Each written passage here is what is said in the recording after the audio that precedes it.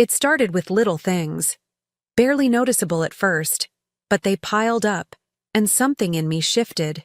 Victor used to be so present, so predictable. But lately, his smiles felt hollow, his words shorter.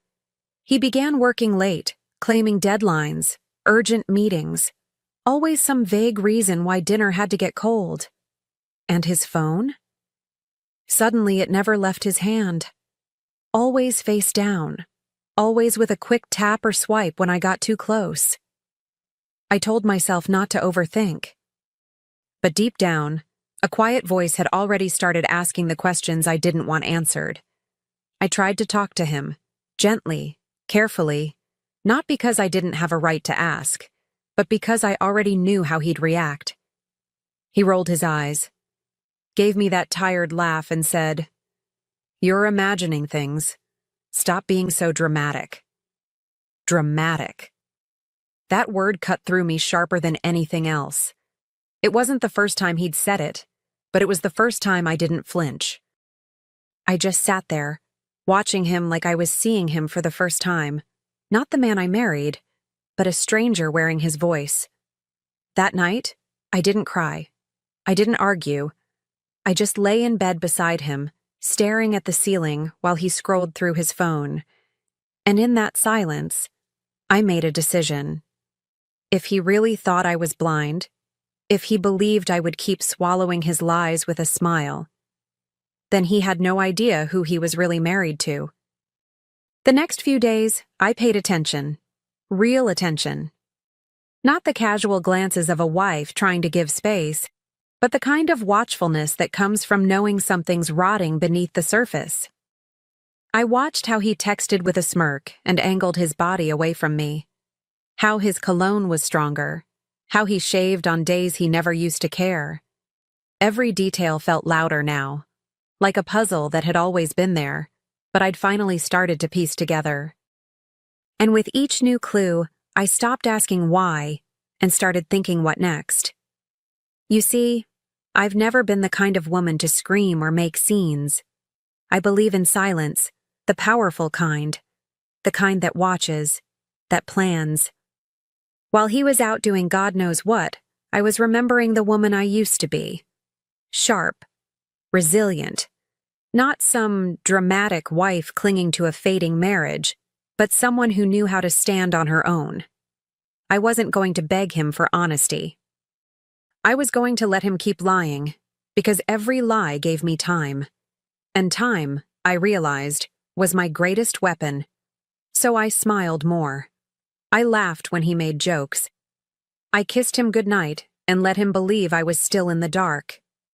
But something in my eyes must have changed, because every now and then he'd look at me just a second longer, like he couldn't quite read what was behind my calm. And the truth? That's exactly how I wanted it. There's a moment, a very specific kind of moment, when you stop loving someone and start watching them, not out of hate, but out of clarity. That was me now. Every dinner, every conversation, every casual touch he gave me, I received like an actress hitting her mark.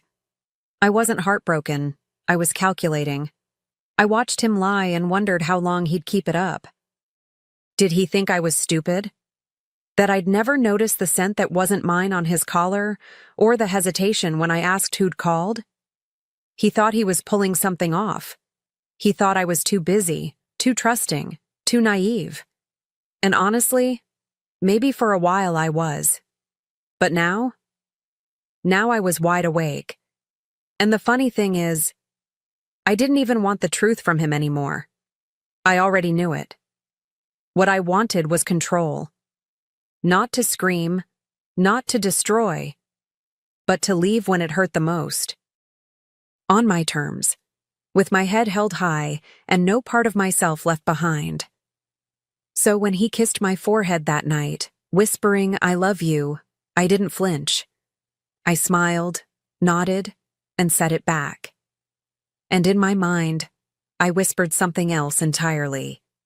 "You're going to regret underestimating me." I became two women, the one he saw, soft, sweet, dutiful, and the one behind the curtain, silent and watchful. It started with his receipts. The ones he left crumpled in his pockets or tossed into the car's console, never thinking twice. I unfolded them carefully, like evidence from a crime scene. Dinners for two at places I'd never been, boutique hotel charges, and once, a florist. Roses. Red. I haven't received flowers from him in over a year. That told me everything I needed to know. Next came the locations. I quietly synced our shared accounts, tracked the pings, watched the routes. Always the same neighborhood. Always the same hours. It was methodical, almost insulting. I wasn't trying to catch him anymore. I was documenting him, building a file, piece by piece, lie by lie. One afternoon while he was in the shower, I found the second phone, hidden behind a stack of old boxes in the closet. I opened it, and there they were. The photos. Her face. His arms. Their smiles. And still, I didn't cry. I just put it back exactly where I found it, as if nothing had happened. Because in my world now, nothing had. Not yet. That night, I made his favorite meal, the one he always asked for on his birthday. I set the table, lit a candle, poured his wine just the way he liked it, half a glass, no ice, room temp. He walked in, kissed my cheek, and smiled like everything was fine. And I let him believe it was. We laughed. We talked. I even complimented his shirt, the same one he wore in those pictures with her. Inside, I was ice. But on the outside, I was the woman he thought he had completely fooled. Every night I kissed him goodnight and told him I loved him. Every morning, I packed his lunch and ironed his shirt. And while he went off to play pretend with her, I was on the phone with lawyers. Quiet voices, clear terms, no emotions, just facts and steps. I started moving small amounts of money, setting up accounts in my name only. One day, I even went to the bank and smiled at the teller while mentally calculating how long until I'd have enough to start fresh. It felt like I was digging a tunnel with a spoon. Slow, steady, but certain. But here's the thing. He had no clue. He looked at me and saw the same wife, the same woman who once cried when he forgot an anniversary. But that woman? She was gone. And the one wearing her face was someone new. Someone he had never met and wouldn't recognize even if she stared him right in the eye. At night, after he fell asleep beside me, I'd lie awake staring at the ceiling, rehearsing. Not just what I would say, but how I'd say it. Calm, direct, powerful. I didn't want revenge in the way people imagine it. I didn't want to scream or throw things or beg him to feel guilty. I wanted something cleaner, something colder. I wanted him to realize he'd lost me long before he even knew it was possible. That every moment I played the doting wife, I was actually slipping out of the cage he built around me. I started keeping a journal. Not for healing, not for closure, but as a timeline, a record. I documented the exact dates, the times, the details he thought would disappear into the fog of everyday life. There was power in it. Power in knowing that while he thought he was controlling the narrative, I was quietly writing my own. One with an ending he could never see coming. I'd reread it sometimes just to remind myself this wasn't paranoia. This was preparation. And the most ironic part? The better I became at pretending, the more he relaxed. He actually smiled more, held my hand in public again. Maybe he thought he'd gotten away with it. Maybe he believed his lie had taken root so deep that I'd stopped questioning it. But I hadn't. I was just waiting. And soon, very soon, he'd find out exactly how much I'd seen. I knew I was close. The pieces were all there. The evidence, the plan, the quiet fire burning behind every smile I gave him. But before I left, before I ended it on paper, I wanted one final act. One scene he'd remember for the rest of his life. So I got to work. I made copies of every bank statement, every message, every receipt. I signed a lease for a place that was mine. No shared bills, no shared walls. And I made sure my career was steady, like a bridge already built before the leap. I didn't want chaos. I wanted certainty. So I checked everything twice. My lawyer had all the files. My new apartment had fresh sheets and unopened dishes. My bank account had enough to get me through the storm. And through it all, I kept the rhythm of normal life. He kissed me goodbye in the mornings. I smiled, told him, "Have a good day," and watched him walk out the door like he wasn't heading straight into the trap he created himself. He had no idea what was coming, and I made sure to keep it that way. Then I circled a date on the calendar. Not for him, but for me. My liberation day. But before that, there was the dinner. One final performance. Candlelight, soft music, his favorite wine breathing on the table. I wanted him comfortable. I wanted him relaxed. I wanted him to feel, for just one more night, like he still had it all. He walked through the door like any other evening, loosened tie, keys in one hand, a tired sigh in the other. But when he saw the table, he paused. "What's the occasion?" he asked, smiling, surprised. I just laughed softly, shaking my head like a woman still in love. "Do I need a reason to spoil you?" I said. And just like that, he melted into the moment. He didn't suspect a thing. He kissed my cheek, complimented the roast, poured the wine like it was a celebration. And in a way, it was. Just not for him. We talked about nothing. His work, the weather, someone's new baby. I nodded, I listened, I laughed at all the right places. But inside, I was somewhere else entirely. I watched him the way a stranger would, studying the lines of his face, the way he held his glass, the small lies tucked into casual stories. It was almost fascinating, how easily he lived inside his delusion. How sure he was that he was winning, that I was still his, that I was still me. But the woman at that table wasn't his anymore. She belonged to herself now. He reached for my hand across the table, and I gave it to him. I let him hold it like it meant something. And in that moment, I didn't feel anger. I felt release. Like I had just walked out of a long, dark hallway and could finally see the exit. He still thought the story was going the way he wrote it. But I had already rewritten the ending. After dinner, he leaned back in his chair, satisfied, full, relaxed, a little wine drunk. I cleared the dishes while he scrolled through his phone, the same one that held 1,000 lies. And I watched him from the kitchen, wondering if he'd ever realize how easy it was to fool him. Not because I'm deceptive, but because he never thought I could be. That was his mistake. He believed I needed him more than I needed the truth. And now, he was sitting in a house full of secrets, thinking he was safe.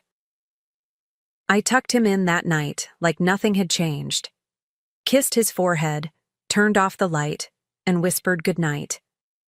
He smiled in the dark and told me he loved me. And I said it back, calmly, evenly, with no weight behind the words. I lay beside him in silence, listening to his breathing slow as he drifted off. My mind wasn't on him anymore. It was on the next morning, on the papers, on the drive to my lawyer, on the sound his world would make when it finally cracked open. He slept like a man who thought he was loved, and I stayed awake like a woman who knew her moment was coming, not with fury, not with chaos, but with something far more unsettling: peace. I woke up before the sun. No alarm, no noise, just instinct. The house was quiet, the kind of quiet that almost hums. He was still asleep, tangled in the sheets, unaware. I didn't even look back. I got dressed, grabbed the folder, and walked out like I was heading to the grocery store. But I wasn't. I was heading straight to my freedom. My lawyer was already waiting. I slid the folder across the table, and she opened it like a story she already knew.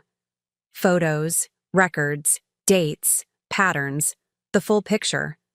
There was no drama, just signatures, confirmations, steps. I'd already done the emotional work. Now it was logistics. She asked if I was ready. I told her I had been ready for weeks. We finalized the documents, reviewed the timeline, and I took a deep breath. Not because I was nervous, but because I finally felt like I was exhaling after holding it in for far too long. My hands didn't shake. My voice didn't crack. That surprised me. I guess part of me expected to feel broken. But I didn't. I felt clear.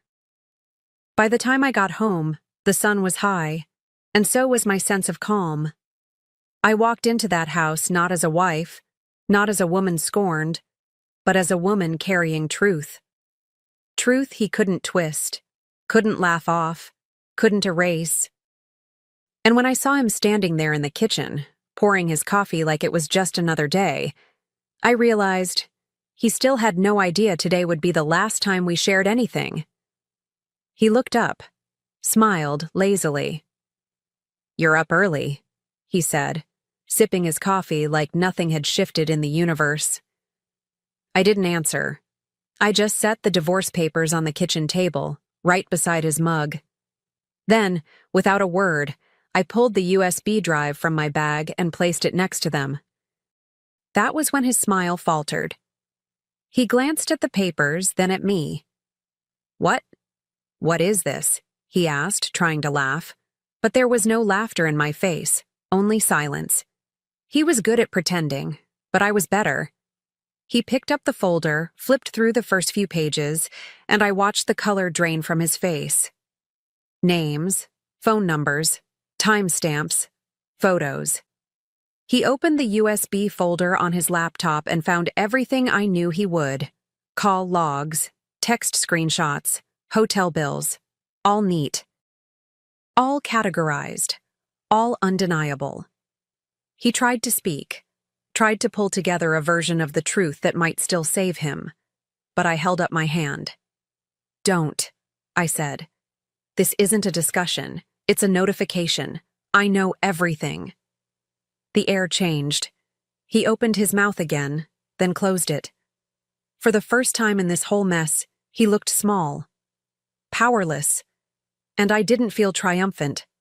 I felt still, like standing in the eye of a storm that had already passed. He wasn't my husband anymore. He was just a man who didn't realize how far I'd gone before he even noticed I was leaving. He reached for me, not in love, not even in apology, but in desperation. And I took a step back, not because I was angry, but because I was done. "While you were busy cheating," I said, voice steady, "I was busy rebuilding without you." His eyes darted around the room like he was searching for something to anchor himself to. But there was nothing. Not a plea he could make, not a memory strong enough to change what I had already decided. The man who once made me feel chosen now looked like a stranger searching for the exit in his own life. He whispered my name, like maybe it would bring me back. But I didn't answer. I just gathered the papers, left a copy for him, and turned toward the door. And in that moment, I felt taller. Not stronger, taller. Like I had finally grown beyond the version of myself that once needed his love to feel complete. And as I reached for the doorknob, I paused, just for a second, to look at him one last time. He wasn't crying. He wasn't shouting. He was just still, like a man who'd realized too late that the game was over. And I walked out. Not because I hated him, but because I loved myself more than I ever had before. My new apartment wasn't fancy. It didn't have marble countertops or skyline views. But it was mine. The walls were bare, the fridge half empty, and the air smelled like fresh paint and lavender cleaner. Still, I stood in the middle of that little living room and felt something I hadn't felt in years. Peace. I kicked off my shoes, poured myself a glass of wine, and sat on the floor because the furniture hadn't arrived yet. And I smiled. Not because I'd won, but because I'd finally let go of everything that had been weighing me down. I posted one photo, just one. Me, cross-legged, wine in hand, soft lighting from the window spilling across my face. No caption about heartbreak, no announcement. Just a line I knew would say everything. Some people lose diamonds while chasing stones. Within minutes, the messages started coming in. Friends, family, even people I hadn't spoken to in years. Are you okay? What happened? You look free. And I was. I didn't owe anyone the full story. I had already lived it. What they saw in that photo was real, and I didn't need to explain it. Victor called. Of course he did. But I never picked up, not once. I didn't block his number out of spite. I blocked it because I no longer needed to hear what he had to say. There was nothing left for him to give me. Not closure, not answers, certainly not guilt. I had already taken everything I needed, and it didn't come from him. It came from within. The days that followed felt like waking up from a long, heavy sleep. For the first time in years, I wasn't walking on eggshells or watching someone else's moods to gauge how my day would go. I set my own alarm, made my own coffee just the way I liked it, strong, black, and quiet. I started listening to music again while I got dressed. I opened the windows, let the breeze in. The silence in my new space didn't feel lonely. It felt earned. It felt like I had made room for myself in a life I used to hand over to someone else. Some people were shocked. They couldn't believe it. But you two looked so happy, they said. Of course we did. That's what I'd let them see. That's what he needed them to see. But the truth? The truth had been living beneath the surface for a long time, hidden in late nights, sudden cold shoulders, and the ache you feel when the person lying next to you might as well be on another planet. I didn't care to explain it to everyone. I just let their confusion sit. Let it pass. Because I finally understood something. The people who matter don't need an explanation. And as for him? Word got around. Quiet whispers, judging eyes. Some of his colleagues pulled away. A few friends messaged me, apologizing without using the word. I didn't celebrate his fall. I didn't need to. His unraveling wasn't my revenge. My peace was. My quiet, my calm, my freedom.